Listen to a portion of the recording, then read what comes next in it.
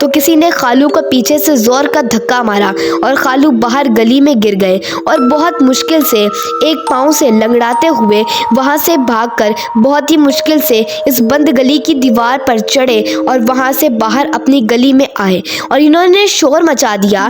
तो मोहल्ले के कुछ लोगों ने खालू की मदद करके इन्हें घर तक पहुंचाया था।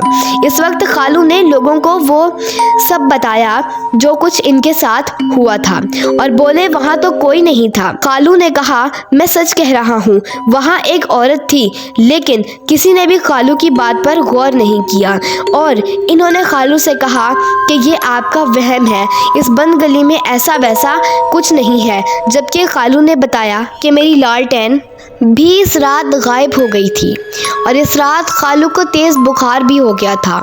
शाहिद की ये बात सुनकर मैं और अहमद एक दूसरे की तरफ देखने लगे। इतने में असद ने कहा और इस दिन के बाद शाहिद भाई भी इस गली में जाने से डरने लगे। क्यों भाई, मैंने सही कहा ना? ये कहते हुए असद ज़ोर ज़ोर से हंसने लगा।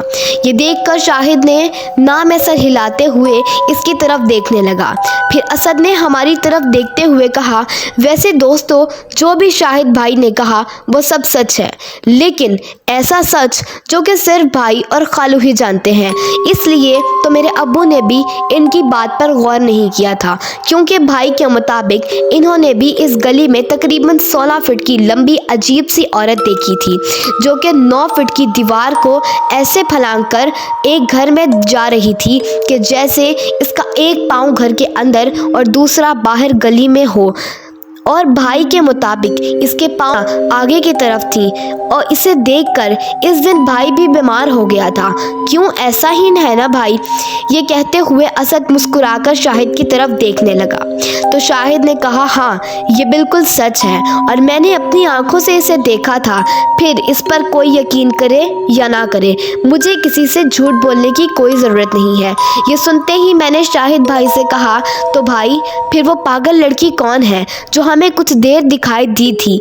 शाहिद ने कहा पहली बात तो ये कि वो लड़की नहीं औरत है और दूसरी बात ये है कि वो कोई पागल नहीं बल्कि शैतानी बदरूह है, वरना वो दरख्तों पर क्यों सोती है वो? और अक्सर मैंने इसे दरख्त पर बैठकर पेशाब करते हुए देखा है। ऐसा काम तो कोई शैतानी चीज़ ही कर सकती है, वरना इंसान तो ऐसा नहीं करते। अभी शाहिद ये बात कर ही रहा था कि असद ने उकताते हुए कहा अच्छा भाई अब जाने भी दो इस बात को, आप क्या इन्हें डराने की कोशिश करने में लगे हुए हो? अभी तो हमने इस गली में मैच भी खेलना है और अगर ये डर गए तो फिर ये इस गली में नहीं जाएंगे। ये सुनते ही शाहिद ने कहा देखो तुम लोग वहाँ पहले भी खेलते हो, तब भी मैं तुम्हें मना ही करता हूँ, लेकिन तुम मेरी बात नहीं सुनते हो। अगर किसी दिन तुम्हारा इस चीज़ से सामना हो गया ना तो फिर तुम्हें खुद ही पछताना पड़ेगा कि मैं तुम्हें वहाँ खेलने से क्यों रोकता हूँ। ये कहते हुए शाहिद छत से नीचे चला गया।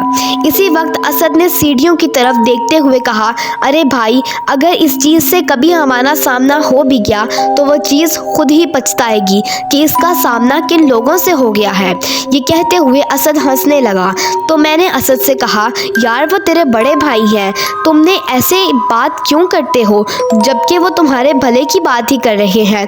असद ने कहा वो बात ठीक है, लेकिन भाई पता नहीं क्यों इस गली से डरता रहता है, जबकि हम सारा सारा दिन इस गली में ही तो खेलते हैं, क्योंकि ना तो वहाँ कोई ट्रैफिक होती है और यहाँ ये भी डर नहीं होता कि किसी की खिड़की या शीशा या फिर किसी का बल्ब टूट जाएगा। इसलिए ये गली क्रिकेट के लिए हर लिहाज से बेहतर है। ऊपर से अली तुम भी तो हम बहुत बार हमारे साथ ही यहाँ खेल चुके हो, तुम्हें कभी डर लगा है यहाँ से? ये सुनकर मैंने ना में सर हिलाया।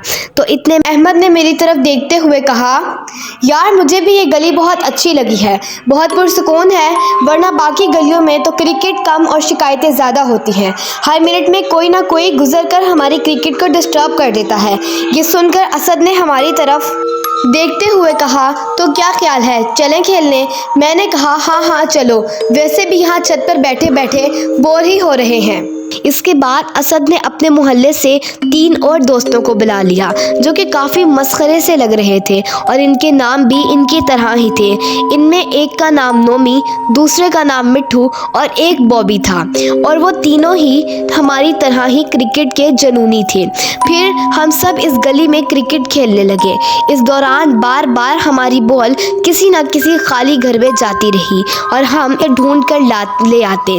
हम ऐसे ही खेलते हुए एंजॉय के इसी दौरान अचानक एक बड़ी सी पतंग कहीं से कट के आई और वो इस झूले वाले घर में एक दरख्त पर जाकर अटक गई और इसे देखते ही हम सभी दोस्त भागकर इसके तरफ गए और इस घर में घुस गए और पतंग इस दरख्त से उतारने की कोशिश करने लगे, लेकिन वो बहुत बुरी तरह से अटकी हुई थी।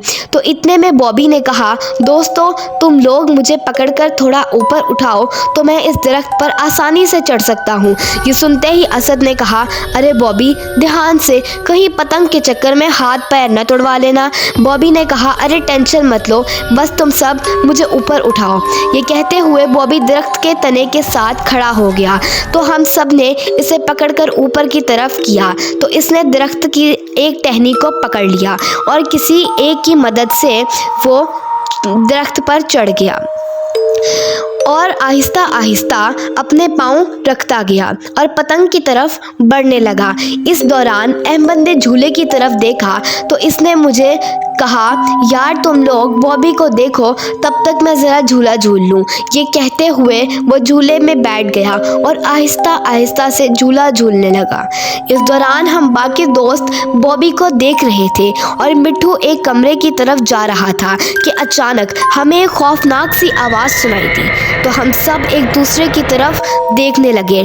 तो इतने में ऊपर से बॉबी ने अपने सीने पर हाथ रखते हुए कहा, ये कैसी आवाज़ थी, मैं तो डर ही गया था। ये सुनकर मिट्ठू ज़ोर ज़ोर से हंसने लगा। इतने में असद ने कहा, अरे मिट्ठू